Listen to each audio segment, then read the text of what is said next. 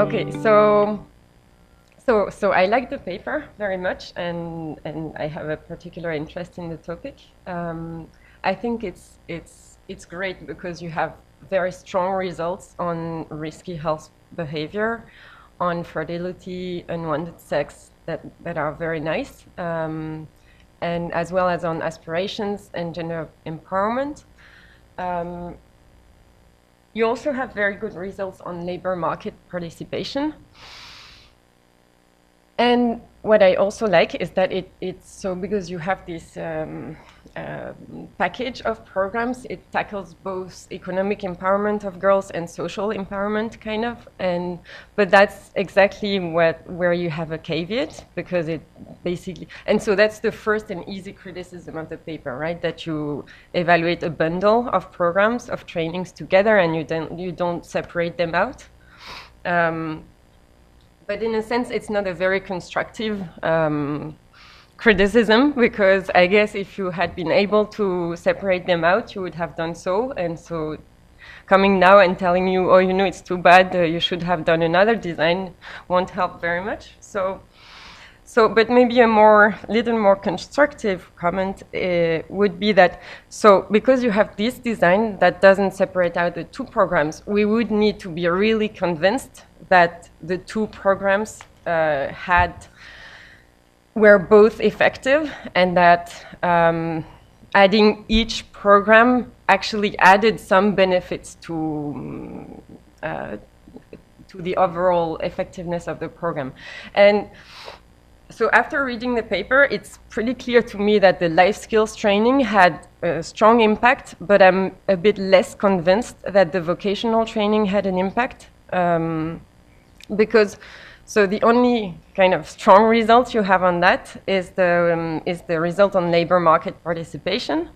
And well, I'll come to that later. And it's not so clear that it's driven by the vocational training program. It could also be driven by the life skills training. Okay, so just to go a little bit deeper on the reason why I am not so convinced about your results on how effective the vocational training has been, and especially on, the effectiveness of the vocational training relies on especially on your impacts on income and hours worked, which hinges on Tobit estimations, which have several problems. So the first ones are the purely econometric ones, with the Tobit models that really crucially relies on very strong assumption of normality and heteroscedasticity in the error terms of your underlying latent variable. And so you have many warnings that, you know, using a Tobit to correct for the censoring bias actually might not lead to less biased estimate than the OLS ones. So there is really no guarantee. And even if you correct for heteroscedasticity, if the normality assumption doesn't hold, then you don't know exactly what your Tobit coefficients are capturing.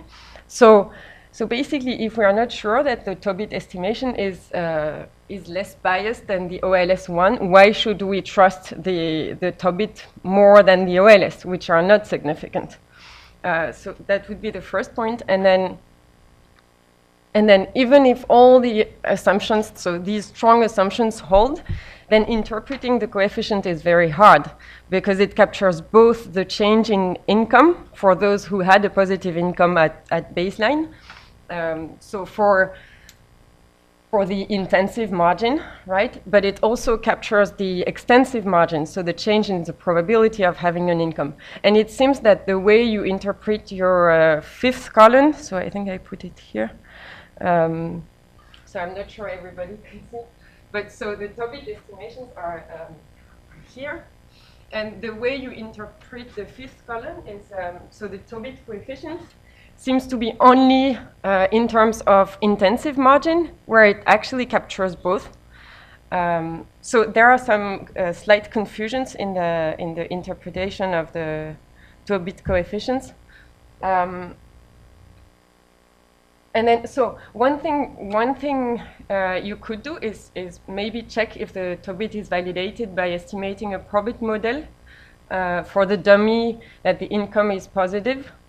And then, so the estimated coefficient you would have on this probit model should be close to the one you estimate with the TOBIT model divided by the standard error of the residual, I think, something like that.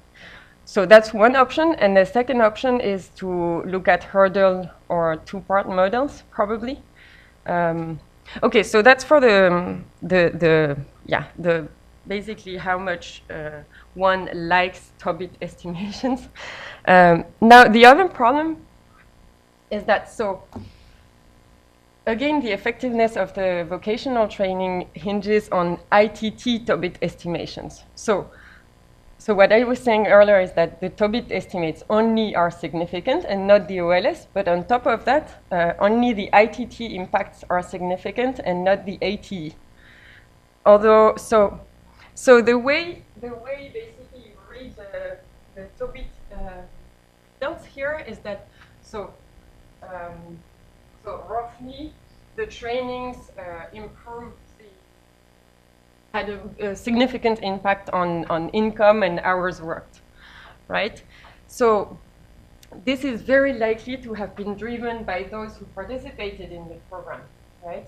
With their skills improving, and so they work more and they are more efficient and they earn more, or their skills improve, so that's the intensive margin, or their skills improve and they start a business, and that on the extensive margin.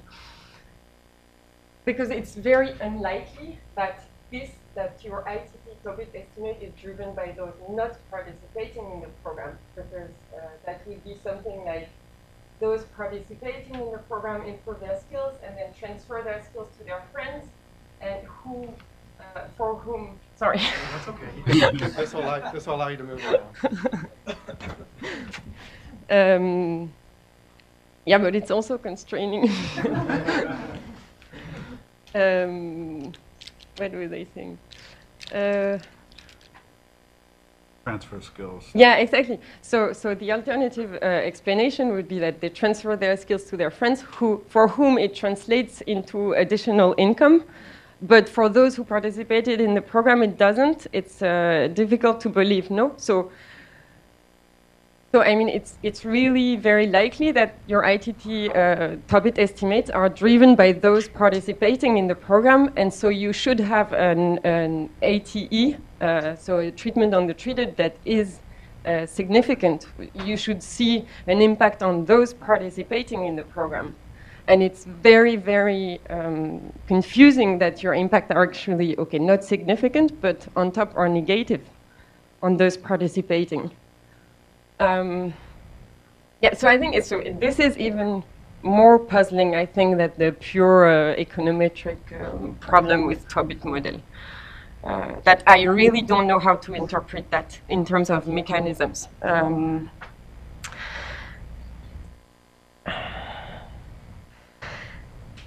Yeah, so and then in the paper, the explanation that is given for the treatment on the treated not being significant is that maybe it's because it pulls the intensive and the extensive margins together.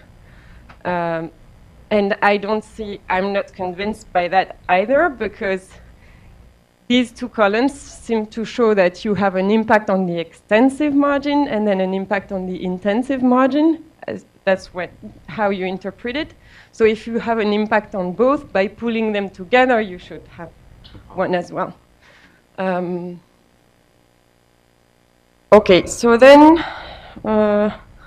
yeah, so basically what is clear is that you do have an impact on the extensive margin in terms of labor market, which is the probability of self-employment activity. But as I was saying at the beginning, it's not clear that it's driven by the vocational training. It could also be driven by the life skills training, right? Because it improves self-confidence, aspirations, and health, etc. So I think and to get to understand better that a little bit better, it would be nice to have a bit more information in the paper on the intensity of the training, like the frequency, duration. Yeah, we don't know how much they meet, basically, and separate information for both trainings.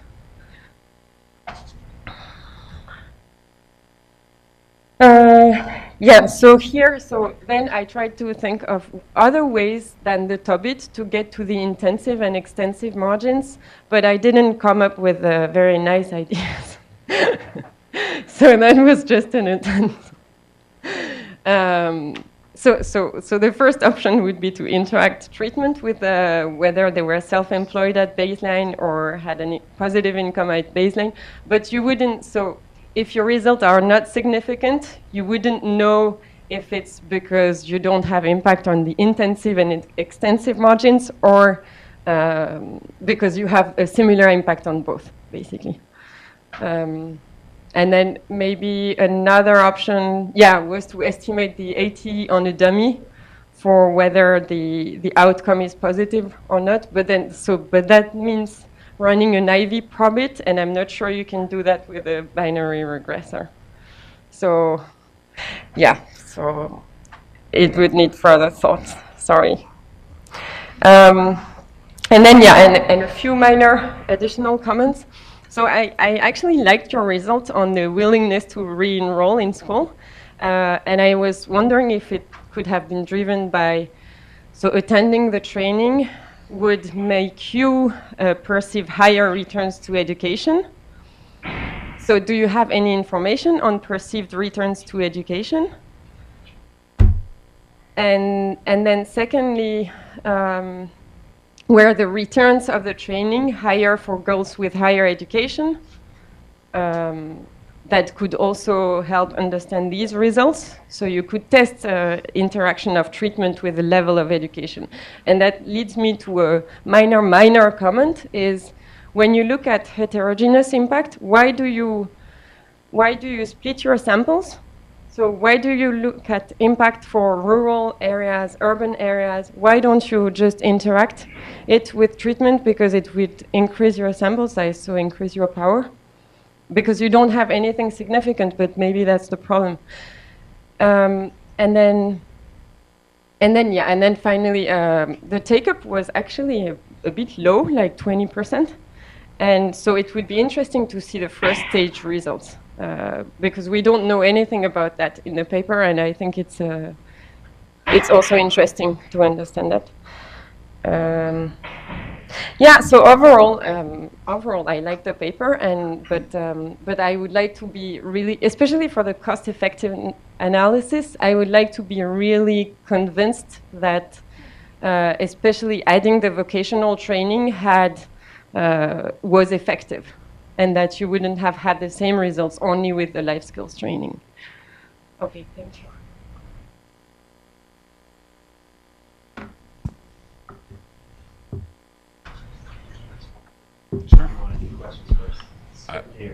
This is a lot, so why don't I start? Yeah. Sure, if you want. Yeah, no, I'm easy. But let me actually take, because there's a lot here, and I have a feeble mind, and I will. So, okay, I won't respond to all of them, but the bundle of programs thing. So this was the first thing we suggested to BRAC was, do you have vocational training list? Their point was the marginal cost is low, which may answer your question about the vocational training. Maybe not. They tend to do a lot with a little, so it's hard to tell. But their point was this is not. From a programmatic point of view, it's not an interesting question. The microfinance is an interesting question because it's not cheap. So that's the thing, because we totally proposed a 3-arm or 4-arm. Because I think there's actually 3 components here to make it worse. Is the space, right? Which, that's it's out there in the literature as a potentially useful intervention. And having been there, I my senses, yes, but it's again rolled in with the other two, because a lot of this could just be coming up from having a place to hang out. So yeah, I agree. so it was just a programmatic point that the marginal cost is low of any given part of this intervention, and so we think theoretically should bundle it. It's kind of we couldn't make any, we couldn't argue with that. Your point on the profit's well taken. It's something the whole income thing is something we're still trying to sort out, and so we'll see what we can do.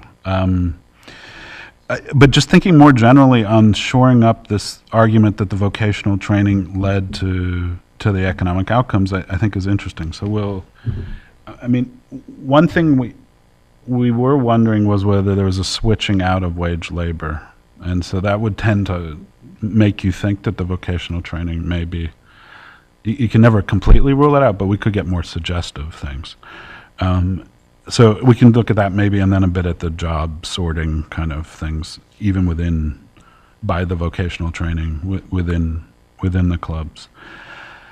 But yeah, no, I think on both levels, I think it needs more work. The heterogeneity, we did actually run it both ways. I think we presented it this way because it was more just cleaner to present. But yeah, no, the first stage.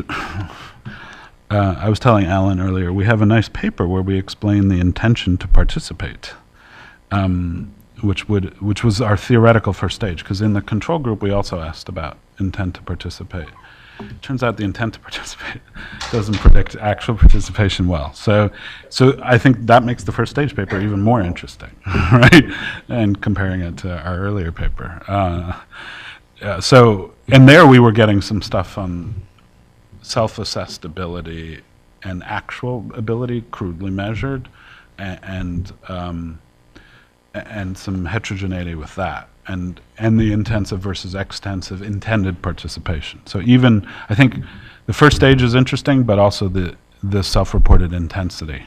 But that brings me back to this, the problem here is that we tried to get really good attendance and administrative data, just not, for $18 a year, you don't get any unless you collect it yourself. Was the lesson learned there? But thanks for the comments. I'd be